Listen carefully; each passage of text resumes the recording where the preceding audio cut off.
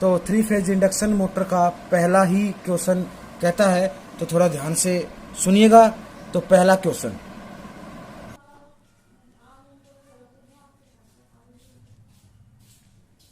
तो अपना पहला क्वेश्चन कह रहा है, ध्यान से सुनिएगा, कि स्पीड कंट्रोल का कौन सा तरीका केवल थ्री फेज, ये three phase slip ring induction motor के लिए लागू होता है। मतलब जो अपनी स्लिप रिंग इंडक्शन मोटर है, और कौन सी जो थ्री फेज स्लिप रिंग जो मोटर है, उसको कंट्रोल करने के लिए हमें कौन सी पद्धति, कौन सा तरीका काम में लेना पड़ेगा। तो इसके लिए अपने पास जो आता है, जो अपनी three phase slip ring induction motor है, इसकी अगर हमें स्पीड कंट्रोल करनी है, कम करनी है, तो इसमें क्या करते हैं, जो रोटर होता है, रोटर पे एक अलग से एक प्रतिरोध लगा देते हैं, जिससे इसकी जो स्पीड है वो इंक्रीज हो जाती है, कम हो जाती है, या कह दूं मैं कंट्रोल हो जाती है। तो इसके लिए जो आंसर मैं लिखूंगा, तो वो लिखूंगा,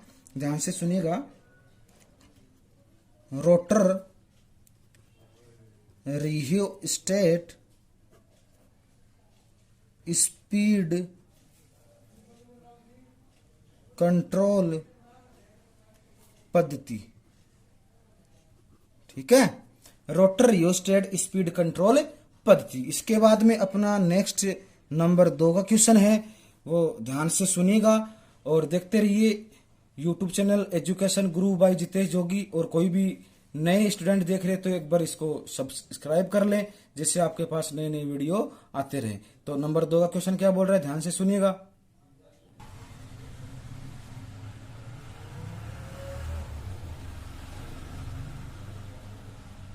अपना नेक्स्ट क्वेश्चन जो है वो बोल रहा है, three phase slip ring induction motor को स्टार्ट करने के लिए उपयोग किए गए रोटर रेजिस्टेंस का क्या उद्देश्य है। तो अब बात करते हैं हम रोटर रेजिस्टेंस की। तो रोटर रेजिस्टेंस की बात करें तो इसमें क्या बोलेंगे, इसमें बोलेंगे कि अपना जो रोटर रेजिस्टेंस है, उसके कहने का मतलब, रोटर है कौन सा, स्लिप रिंग का जो रोटर है, उसमें जो हम रेजिस्टेंस को जोड़ते हैं, उसको ऐड करते हैं, तो उसका जो टॉर्क होता है वो बढ़ जाता है, कहने का मतलब इंक्रीज हो जाता है। तो इसका जो आंसर आएगा, तो इसका जो आंसर आएगा वो मैं यहां लिख देता हूं, टॉर्क को बढ़ाना, टॉर्क को बढ़ाना इसका आंसर आ जाएगा। अब पढ़ेंगे अपना नंबर 3 का क्वेश्चन। तो नंबर 3 का क्वेश्चन क्या बोल रहा है, थोड़ा ध्यान से सुनिएगा।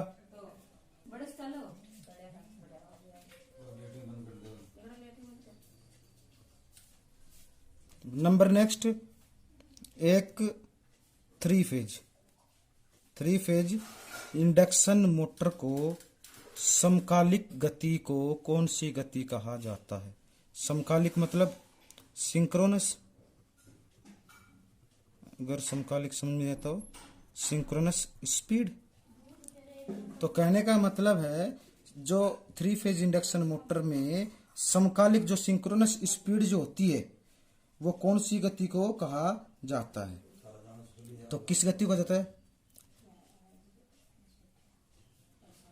तो कहना थ्री फेज इंडक्शन मोटर समकालिक गति किसे कहा जाता है, जिस स्पीड पे हमारा फ्लक्स या फील्ड की आवृत्ति, मतलब जो मूव कर रहा है, उसे क्या बोलते हैं, सिंक्रोनस स्पीड। कहने का मतलब यही है कि जो फ्लक्स है अपना चुंबकीय क्षेत्र, उसकी जो गति है वही क्या होती है, सिंक्रोनस स्पीड। तो इसका जो आंसर है वो मैं यहां पे लिख देता हूं। तो इसका जो आंसर है, घूर्णीय आवर्ती वाली चुंबकीय क्षेत्र की गति, घूर्णीय आवर्ती वाली चुंबक क्षेत्र की गति, मतलब रोटेटिंग जो फ्रीक्वेंसी वाली चुंबक क्षेत्र की गति है, उसे बोलते हैं हम क्या, सिंक्रोनस स्पीड। इसके बाद अपना नंबर 4 का क्वेश्चन क्या कहता है, थोड़ा ध्यान से सुनिएगा। नंबर नेक्स्ट क्वेश्चन क्या बोल रहा है, ध्यान से सुनिएगा। तो एक 3 फेज मोटर जिसके 2 पोल हैं, 24 स्लॉट है, 12 कॉइल है, मतलब 2 तो इसके पोल, 24 स्लॉट है उसमें और 12 इसमें कॉइल। तो पोल्स के प्रति जोड़े के प्रति फेज की कॉइल्स की संख्या क्या होगी? मतलब हर जोड़े के प्रति फेज की कॉइल्स की संख्या पूछी है इसने। तो इसके लिए आपके पास क्या करेंगे, इसमें देखो पोल कितने हैं, 2, तो देखो डिवाइड करते हैं, 2 आंसर में लिख देता हूं मैं, 2 इंटू फिर 16 कितने हैं, 24, तो 2 गुणा 24 और कॉइल कितनी है, 12, तो 12 से इसमें हमने कर दिया डिवाइड। तो देखो 12 दूनी 24 और 2 2 जा 4, तो इसके जो आंसर आएंगे, जो इसका आंसर जो आएगा कि प्रति जोड़े के प्रति फेज की कॉइल्स की संख्या क्या होगी, तो प्रति फेज कॉइल्स की संख्या होगी इसमें कितनी, 4। अब अपना नंबर नेक्स्ट क्वेश्चन, तो इसी प्रकार देखते रहिए YouTube channel education Guru by Jitesh जोगी, और अगर कोई नए स्टूडेंट है तो इसे सब्सक्राइब कर ले पहले। तो नंबर 5 का क्वेश्चन क्या बोल रहा है, ध्यान से सुनिएगा। नंबर नेक्स्ट क्वेश्चन इंपॉर्टेंट है, क्या बोल रहा है, 3 फेज मोटर वाइंडिंग का क्या नाम होगा यदि कॉइल की पिच पोल की पिच से कम हो? पूछ रहा है कॉइल की पिच पोल की पिच से कम हो। तो कॉइल की पिच अगर पोल की पिच से कम है तो इसे इंग्लिश में बोलते हैं शॉर्ट पिच। क्या बोलते हैं, शॉर्ट पिच। तो इसका आंसर जो है मैं यहां लिख देता हूं, शॉर्ट पिच। और इसे अगर शुद्ध हिंदी निमी भाषा में लिखेंगे तो लिखेंगे छोटे तार की वाइंडिंग, छोटे तार की वाइंडिंग, जिसे हम बोलेंगे शॉर्ट पिच। यदि कॉइल की पिच पोल की पिच से कम हो तो बोलेंगे शॉर्ट पिच। अगर दोनों की बराबर है तो उसे बोलेंगे फुल पिच, या कहते दे पूर्ण पिच की वाइंडिंग। तो इसका जो आंसर है 5 का वो अपनाएगा शॉर्ट पिच। अब नंबर 6 के क्वेश्चन क्या बोल रहा है, थोड़ा ध्यान से सुनिएगा।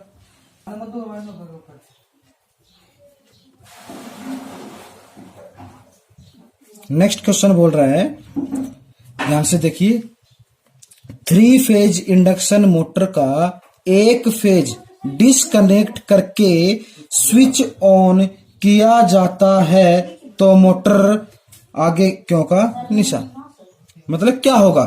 तो कहने का मतलब है एक फेज की वाइंडिंग को डिस्कनेक्ट कर दिया और स्विच ऑन कर दिया तो सिंपल सी बात है मोटर नहीं चलेगी, और अगर मोटर चल रही है तो वो जल जाएगी। तो इसका जो आंसर आएगा वो लिखेंगे मोटर जल जाएगी, क्योंकि वो अपना जो सही जो लोड होगा वो उठा नहीं पाएगी, इसलिए मोटर जल जाएगी। नेक्स्ट नंबर क्वेश्चन 7 का क्या बोल रहा है, ध्यान से सुनिएगा।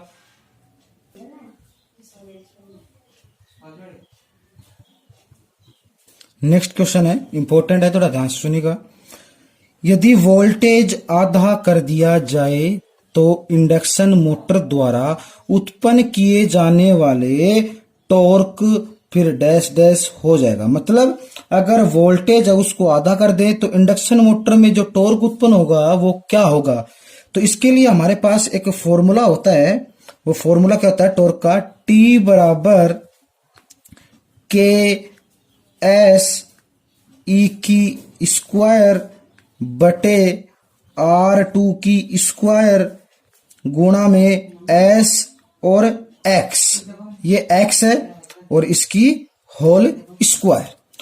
तो ये अपना फॉर्मूला है, इसमें क्या क्या होता है, T अपना टॉर्क हो गया, K कांस्टेंट, S स्विच, ये अपना वोल्टेज है, और जो यह मतलब EMF, R रोटर रेजिस्टेंस, ये स्लिप और ये रोटर रिएक्टेंस। ठीक है, तो ये अपना हो गया फॉर्मूला। अब बोल रहा है कि वोल्टेज को आधा कर दे, तो वोल्टेज को आधा कर दे कहने का मतलब है जो अपना ई स्क्वायर है वो V, मतलब E बैक EMF और ये सप्लाई वोल्टेज दोनों एक ही बात है। तो सप्लाई वोल्टेज को उसने कर दिया आधा, कहने का मतलब V को कर दिया इसने आधा। तो क्या हो रहा है इससे अब इस फॉर्मूले पे आते हैं। तो कहने का मतलब T जो अपना है टॉर्क वो समानुपाती है किसके, E के स्क्वायर। देख सकते हैं यहाँ पे टी समानुपाती है ई स्क्वायर के। अब क्या किया हमने, इस फॉर्म से टी समानुपाती ई स्क्वायर। अब ये बोल रहा है कि इसको आधा कर दे, तो कहने का मतलब क्या हो गया, इसने बोला है कि ई स्क्वायर बटे 2, ठीक है, ई स्क्वायर बटे 2। तो इसको ऐसे लिख सकते हैं ई स्क्वायर बटे 2। देखो ई स्क्वायर तो ये हो गया, इसको कर दिया हमने आधा, ये बोला इसने, तो ये हो गया कितना कि ई की स्क्वायर बटे 4। तो अपना उत्तर कितना गया कि जो अपना ईएमएफ है उसका चौथाई भाग। तो इसका जो आंसर है वो मैं लिख देता हूं कि मान लू मैं मूल टॉर्क मान लू, या मतलब पहले का टॉर्क जो है, तो मूल टॉर्क का 1/4, ये लिख दिया मैंने, मूल टॉर्क का 1/4 आप देख सकते हैं यहाँ पे। अब आते हैं नंबर 8 का क्वेश्चन, और इसी प्रकार देखते रहिए मेरा यूट्यूब चैनल एजुकेशन गुरु बाय जितेश जोगी, और ज्यादा से ज्यादा इसे लाइक करें, शेयर करें, सब्सक्राइब करें। तो नंबर 8 का क्वेश्चन क्या बोल रहा है, ध्यान से सुनिएगा।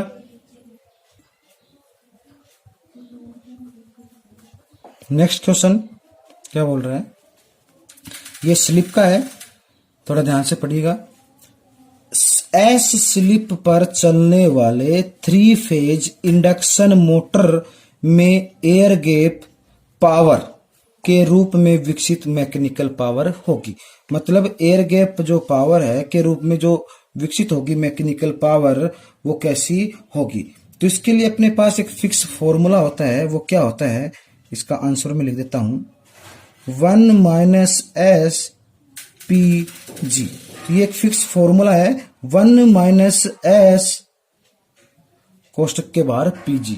तो ये हो गया अपना नेक्स्ट। अब आते हैं नेक्स्ट क्वेश्चन 9 पे। तो क्या कर रहा है, ध्यान से सुनिएगा। नेक्स्ट है question, double cage induction motor में वाइंडिंग की संख्या क्या होती है। मतलब कौन सी पूछी है, डबल केज, एक होती है सिंगल केज, एक होती है डबल केज। तो डबल केज जो होती है वाइंडिंग होती है, उसके अंदर जो वाइंडिंग की संख्या जो होती है डबल केज इंडक्शन मोटर में, उसकी होती है 2। कितनी होती है, 2। तो इसका आंसर हो जाएगा 2। अब नंबर 10 का क्वेश्चन क्या कह रहा है, ध्यान से सुनिएगा और देखते रहिए यूट्यूब चैनल एजुकेशन गुरु बाय जितेश जोगी। तो नंबर 10 का question, next question, induction motor में परसेंटेज स्लिप की रेंज होती है। तो देखो इंडक्शन मोटर में जो परसेंटेज स्लिप की जो डाटा है वो आपको याद करने पड़ेंगे। तो परसेंटेज स्लिप की जो रेंज होती है वो होती है 2 से 5, 2 से 5, और किसमें, प्रतिशत में। या मैं कह दूं कि नो लोड से फुल लोड तक जो स्लिप की जो रेंज होती है वो कितनी होती है, 2 से 5। ये काफी बार कॉम्पिटिटिव एग्जाम में पूछा भी गया है कि नो लोड से फुल लोड के जो स्लिप की रेंज होती है परसेंटेज में, वो कितनी होती है, 2 से 5%। तो इसका आंसर जो आ जाएगा वो 2 से 5। अब 2 है से 5 है, मतलब 2, 3, 4, 5 वो सारी सारी इसके अंदर आती है। तो अपनी आज की जो 3 फेज इंडक्शन मोटर की जो क्लास थी वो यहीं पे समाप्त होती है।